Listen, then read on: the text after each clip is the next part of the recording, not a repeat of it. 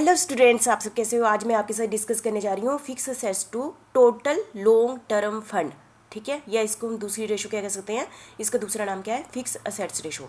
जैसे कि पिछली रेशो में हमने क्या डिस्कस किया था कि शेयर होल्डर का कितना पैसा फिक्स असेट्स में लगा हुआ है ना। इसमें हम ये देखेंगे कि फिक्स असेट्स में कितना पैसा लॉन्ग टर्म फंड से लगा है, कितना पैसा लॉन्ग टर्म फंड से लगा है, या कितना पैसा हमारा शॉर्ट टर्म फंड से लगा है। ठीक है, क्योंकि जो हमारी फिक्स असेट्स है ये कौन सी नेचर की है, ये लॉन्ग टर्म नेचर की है ना। यदि इस पर पैसा लॉन्ग टर्म नेचर का लगा है तो कोई बात नहीं, यदि ये फिक्स असेट्स पर शॉर्ट टर्म का पैसा लगा है तो ये अच्छी बात नहीं है। ठीक है, तो हमने इसके बेस पर ये देखना है कि यदि ऐसी रिक्वायरमेंट है किसी भी एनालिस्ट की, तो वो ये देखना चाहता है कि जो जितना भी हमारी बैलेंस शीट में आप दूसरी साइड पहुंच जाओ फिक्स असेट्स, उसमें क्या सारा फाइनेंस लॉन्ग टर्म फंड से किया गया है कि शॉर्ट टर्म फंड से किया गया है। यदि तो लॉन्ग टर्म फंड से किया गया है तो इसका मतलब कि लॉन्ग टर्म और लॉन्ग टर्म फंड का लॉन्ग टर्म में इन्वेस्टमेंट हुई है। यदि फिक्स असेट्स पर यदि लॉन्ग टर्म का 80% है और 20% समझो करंट लाइबिलिटी में से अरेंजमेंट किया गया है ना, करंट लोन से किया, तो इसका मतलब क्या है कि लॉन्ग टर्म जो हमारे पास प्रॉपर्टी है ना, एक टाइप से प्रॉपर्टी होगी ना, उस पर शॉर्ट टर्म का फंड का यूज़ किया गया है। ये कोई इतनी अच्छी बात नहीं है। ठीक है, तो इसको हम कर लेते हैं। फिक्स असेट्स रेशो क्या होती है, इस दूसरा नाम क्या है इसका, फिक्स असेट्स रेशो। मतलब ये रेशो किसके बीच में इंडिकेट करती है, fix assets to net worth. इस ratio the fix assets to total long term fund, total long term fund. Long term fund आप सारे समझते हैं ना, जैसे कि इसमें डेब्ट equity ratio plus long term borrowing, मतलब कि चाहे हमने पैसा बाहर से लिया है चाहे पैसा हमने ओनर से लिया है, टोटल लॉन्ग टर्म फंड नीचे आ जाएगा। कि लॉन्ग टर्म, यहाँ पर हमारा कंसेप्ट ये नहीं है आउटसाइडर या इनसाइडर, हमारा कंसेप्ट है जो फाइनेंस है वो लॉन्ग टर्म नेचर का है कि शॉर्ट टर्म नेचर का है। तो जो लॉन्ग टर्म नेचर के फंड से क्या फिक्स असेट्स खरीदी गई हैं, ठीक है, ये बताना है हमने इसको। ठीक है, तो इसकी रेशो की fix assets ratio is equal to fix assets minus depreciation. Fix वैसे भी बैलेंस शीट में जो हमारी फिक्स असेट्स दी हुई होती है वो माइनस करके ही दी होती है डेप्रिसिएशन। ठीक है, तो फिक्स बैलेंस शीट से जाओ या वो बोली फिक्स असेट उठा लो और दूसरी साइड जाओ टोटल लॉन्ग टर्म फंड, जैसे शेयर होल्डर फंड भी हो गए और बोरोइंग भी होगी, जो लॉन्ग टर्म है उनको ऐड किया और नीचे लिख दिया। ठीक है, इससे रेशो निकल आएगी।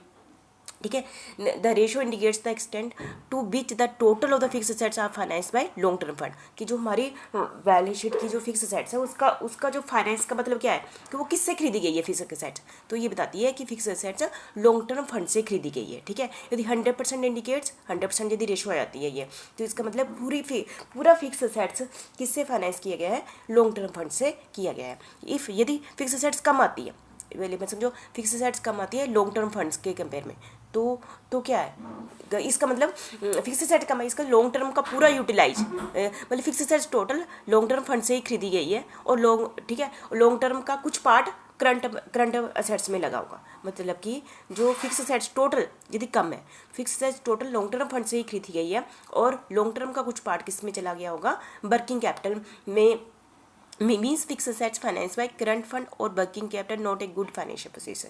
मतलब कि फिक्स असेट्स क्या है, अब चलो मैं कम बोली थी, इसका नीचे वाला ही समझाने लग पड़ी थी मैं कि फिक्स असेट्स यदि कम है, कि कब फिक्स असेट्स क्या है यदि कम है लॉन्ग टर्म फंड से, means that a part of the working capital requirement is met out the long term fund of the firm. यदि फिक्स असेट्स कम है 80% है ना, फिक्स असेट्स क्या है 80% है, तो इसका मतलब लॉन्ग टर्म फंड क्या है 100%, तो 80% फिक्स असेट्स में लगा है और उसका लॉन्ग टर्म फंड का 20% किस में लगा है, करंट असेट्स में लगा है, ऐसा समझ लेते हैं हम। और यदि फिक्स असेट ज़्यादा है तो इसका मतलब क्या हुआ कि लॉन्ग टर्म यदि फिक्स असेट्स समझो 120% है और लॉन्ग टर्म फंड 100% है, तो इसका मतलब क्या हुआ 100% लॉन्ग टर्म पूरा का पूरा लगा है और 20% कहाँ से फाइनेंस किया गया है, वर्किंग कैपिटल से किया गया है। ठीक है, क्योंकि फिक्स असेट्स कौन सी नेचर का है, लॉन्ग टर्म का, इसका मतलब लॉन्ग टर्म का सिर्फ 80% है, 20% शॉर्ट टर्म से किया गया है। Not a good financial policy, इसको हम गुड फाइनेंशियल पॉलिसी नहीं कहेंगे यदि फिक्स असेट्स का कुछ पार्ट शॉर्ट टर्म से फाइनेंस किया गया है। ठीक है, ये रेशो हमें क्या ये इंडिकेट करती है। तो मुझे लगता है आपको क्लियर होगा